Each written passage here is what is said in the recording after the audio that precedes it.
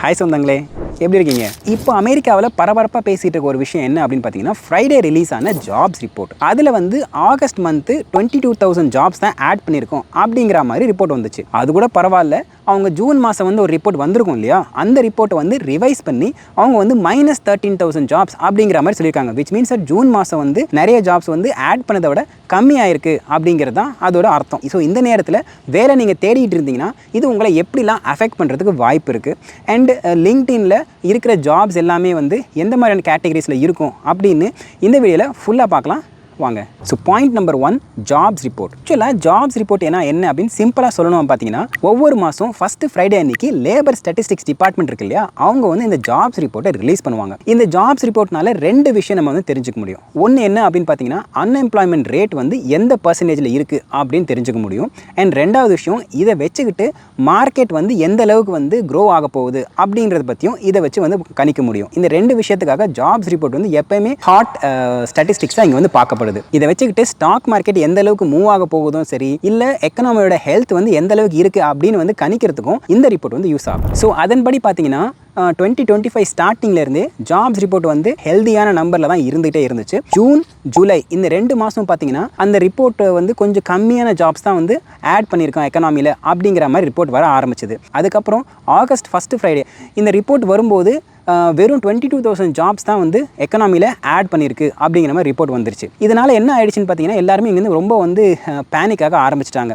அது மட்டும் இல்லாமல் ஆகஸ்ட் ரிப்போர்ட் கூட ஒரு பக்கம் இருக்கட்டும், இந்த ஒவ்வொரு மாதம் அந்த ரிப்போர்ட் ரிலீஸ் பண்ணதுக்கப்புறம் நிறைய டேட்டாஸ் கலெக்ட் பண்ணி அவங்க வந்து ரிவைஸ் பண்ணிக்கிட்டே இருப்பாங்க. ஓகே, நாங்கள் ஜூன் மாதம் வந்து ஒரு நம்பரை கொடுத்துருந்தோம், அது வந்து நாங்கள் ரிவைஸ் பண்ணி இப்போ வந்து ஜூன் மாதம் -13,000 ஜாப்ஸ் தான் எக்கனாமியில் ஆட் ஆயிருக்கு அப்படின்னு சொன்னாங்க. விச் மீன்ஸ் தட் எந்த ஒரு ஜாபும் புதுசாக கிரியேட் ஆகாமல் 13,000 ஜாப்ஸ் வந்து லாஸ் ஆயிருக்கு அப்படிங்கிறது அந்த ரிப்போர்ட்டோட அர்த்தம். ஸோ இந்த மாதிரி நெட் லாஸ் வரும்போதெல்லாம் ஹிஸ்டாரிக்கலாக பார்த்தீங்கன்னா அதுக்கப்புறம் வந்து ஒரு மார்க்கெட் ஸ்லோ டவுனோ இல்லை ஒரு பெருசாக ஏதோ ஒரு விஷயம் வரப்போகுது அப்படின்ற மாதிரி தான் வந்து முதல்ல இருந்திருக்கு. அதனால் இப்போவும் அந்த மாதிரி இருக்குமா அப்படிங்கிற மாதிரி தான் இங்கே இருக்க மீடியாக்களும் சரி, இங்கே இருக்க எக்ஸ்பர்ட்டும் சரி பேசிகிட்டு இருக்காங்க. ஸோ இப்போ இருக்க ட்ரெண்ட் படி நிறைய கம்பெனிஸில் ஏஐனால் அஃபெக்ட் ஆகி நாங்கள் வந்து சில பேரை வந்து லே ஆஃப் பண்ணுறோம் அப்படிங்கிற மாதிரி நியூஸ்லாம் வந்து நிறைய பார்க்குறோம்.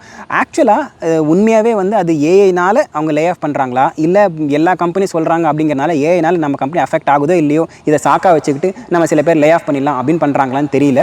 நிறைய லே ஆஃப்ஸ் வந்து நம்ம கேட்டுக்கிட்டே இருக்கும். அதனால் என்ன ஆகுதுன்னு பார்த்தீங்கன்னா, எம்ப்ளாய்மெண்ட் ரேட் வந்து ரொம்ப ரொம்ப கம்மியாக இருக்குது. மார்க்கெட்டில் ஜாப்ஸை விட நிறைய பேர் வந்து தேடுற ஆள் அதிகமாக இருக்கிறதுனால நீங்கள் இந்த நேரத்தில் நீங்கள் வந்து ஒரு ஜாபை வந்து தேடுறீங்க அப்படின்னா ஆப்வியஸாக உங்களுக்கு வந்து கால்ஸ் வருது இதுக்கு முன்னாடி நார்மலாக இருக்கிற சிச்சுவேஷனை விட இப்போ வந்து கம்மியாக தான் இருக்கும். அதனால் இதை வச்சுக்கிட்டு நீங்கள் வந்து பேனிக் ஆக வேண்டாம். இதை நீங்கள் அண்டர்ஸ்டாண்ட் பண்ணிக்கிட்டிங்கன்னா உங்களோட ஸ்ட்ராட்டஜியை கொஞ்சம் எப்படி வந்து மாற்றிக்கிட்டால் நம்ம வந்து இதை எஃபெக்டிவாக வந்து ஹண்ட் பண்ணலாம் அப்படின்னு உங்களுக்கு வந்து ஒரு தைரியம் வந்துடும். பாயிண்ட் நம்பர் 3, ஸ்ட்ராட்டஜிலாம் ஒரு பக்கம் இருக்கட்டும் ப்ரோ, எப்படி ஸ்டார்ட் பண்ணுறதுன்னு சொல்லுங்கள் அப்படின்னீங்கன்னா இந்த கேட்டகரிக்குள்ளே நான் உங்களுக்கு 2 டிப்ஸ் கொடுக்குறேன். டிப் நம்பர் 1 வந்து அண்டர்ஸ்டாண்டிங் லிங்க்டின் ஜாப்ஸ்.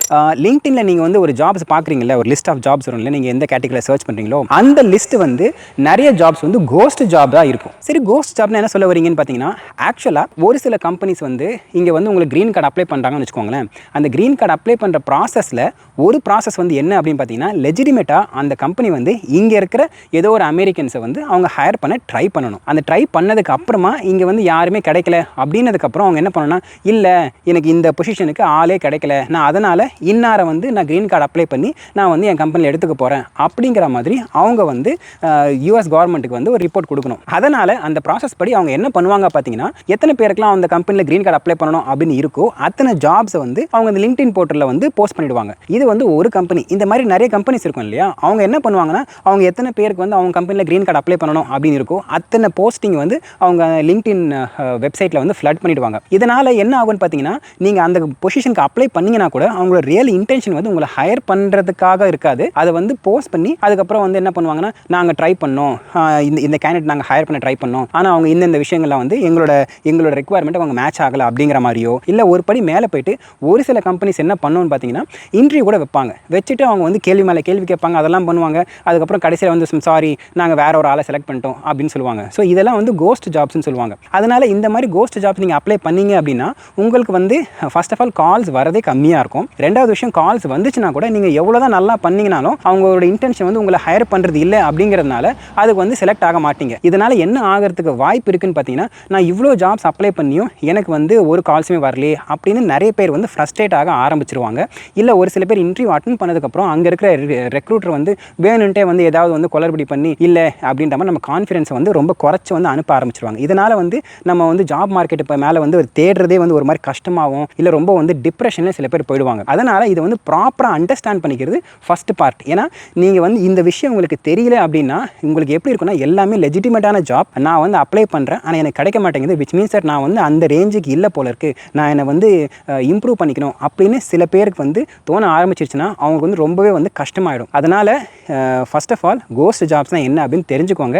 இதுதான் உங்களுக்கு ஃபஸ்ட்டு டிப். ஓகே ப்ரோ, இந்த கோஸ்ட் ஜாப்பை நான் எப்படி கண்டுபிடிக்கிறது அப்படின்னு கேட்டிங்கன்னா, அதுக்கு வந்து பெரிய ஸ்ட்ராட்டஜி இருக்குது அப்படின்னு நான் சொல்ல மாட்டேன். இதை கண்டுபிடிக்கிறது ரொம்ப ரொம்ப கஷ்டம். பின்னாடி வந்து என்ன இன்டென்ஷனில் அவங்க வந்து அந்த போஸ்டிங் போட்டிருக்காங்க நம்மளால் கண்டுபிடிக்கவே முடியாது. அதனால் நீங்கள் வந்து அப்ளை பண்ணிட்டுருங்க. அது வந்துச்சுன்னா ஓகே, அப்படி வரலனா கூட நீங்கள் வந்து கரெக்டாக வந்து இதெல்லாம் கோஸ்ட் ஜாபாக இருக்கும் அப்படின்னு நீங்கள் மைண்ட் செட் பண்ணிக்கிட்டீங்கன்னா உங்கள் டிப்ரெஷனுக்கு போகாமல் தடுக்கிறதுக்கு வசதியாக இருக்கும். டிப் நம்பர் 2, நீங்கள் ஒரு ஜாபுக்கு எவ்வளோ சீக்கிரம் அப்ளை பண்ணுறீங்களோ அவ்வளோ சீக்கிரம் நல்லது. ஏன்னு பார்த்தீங்கன்னா, இப்போ சே ஃபார் எக்ஸாம்பிள் லிங்க்டின்ல போனீங்கன்னு வச்சுக்கோங்களேன், ஒரு ஜாப் நீங்கள் அப்ளை பண்ணும்போது அதை வந்து காமிக்கும் 100 மெம்பர்ஸ் அப்ளைட் அப்படின்னு காமிக்கும். ஸோ விச் மீன்ஸ் சார் உங்களோட ரெஸ்யூமோ இல்லை உங்களோட அப்ளிகேஷனோ 100 பேர் மத்தியில் ஒரு அப்ளிகேஷனாக இருக்கும்போது உங்களுக்கு வந்து அந்த அப்ளிகேஷனை பார்த்துட்டு அதை ஐ கேட்ச் பண்ணி அதுக்கப்புறம் நீங்கள் கரெக்ட் மேட்சாக இருந்து நீங்கள் வந்து உங்களுக்கு கால்ஸ் வரணும் அப்படின்னா அதுக்கு வந்து ப்ராபபிலிட்டி கம்மி. ஆனால் இப்போ சே ஃபார் எக்ஸாம்பிள் நீங்கள் ஒரு கம்பெனிக்கு அப்ளை பண்ணுறீங்க, அங்கே மொத்தமாகவே வந்து 4 பேர் தான் அப்ளை பண்ணிருக்காங்கன்னு வச்சுக்கோங்களேன், அந்த இடத்துல உங்கள் அப்ளிகேஷன் இருந்துச்சுன்னா ப்ராபபிலிட்டி இன்க்ரீஸ் ஆகும். ஸோ சரி ப்ரோ, இதை நான் எப்படி வந்து செக் பண்ணுறது அப்படின்னு பார்த்தீங்கன்னா, லிங்க்டின்ல வந்து இந்த ஃபில்டர்ஸ் இருக்கும். பாஸ்ட் வீக்கு, அதுக்கப்புறம் பாஸ்ட் மந்த்னு இருக்கும். முக்கால்வாசி பேர் எனக்கு தெரிஞ்ச ஜாபை வந்து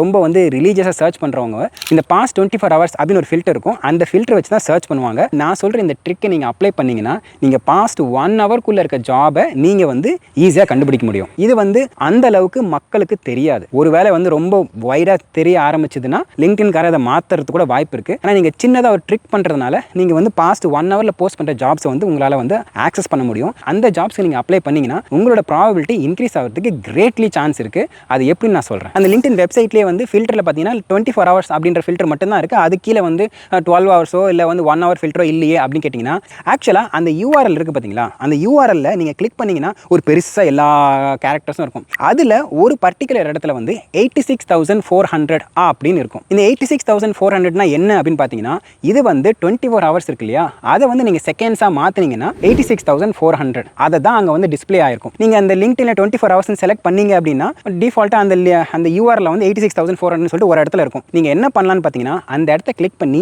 86,400 அப்படிங்கிறத டெலீட் பண்ணிட்டு நீங்கள் வந்து 3,600 அப்படின்னு போட்டு என்டர் அடிச்சிங்க அப்படின்னா அது வந்து பாஸ்ட் 1 ஹவர்க்குள்ள லிங்க்டின்ல போஸ்ட் ஆன ஜாப்ஸ் தான் உங்களுக்கு வந்து காமிக்க ஆரம்பிக்கும். இந்த ட்ரிக் வந்து நீங்கள் அந்த ஜாபுக்கு ஃபாஸ்ட்டாக அப்ளை பண்ணுறதுக்கு ஹெல்ப் பண்ணும். உங்களோட சான்ஸ் வந்து கிரேட்லி இன்க்ரீஸ் ஆகும். ட்ரை பண்ணி பாருங்க. ஸோ அவ்வளோதாங்க, 19 இயர்ஸாக நான் கற்றுக்கிற ட்ரிக்ஸை உங்களுக்கு நான் ஷேர் பண்ணியிருக்கேன். இது உங்களுக்கு ஹெல்ப்ஃபுல்லாக இருக்கும் அப்படின்னு நினைக்கிறேன். இதே மாதிரி இன்னொரு இன்ட்ரெஸ்டிங்கான வீடியோ சந்திக்கிறேன். அது வரைக்கும் thank you, tata, take care, bye bye and சொந்தம் தொடர சப்ஸ்கிரைப்.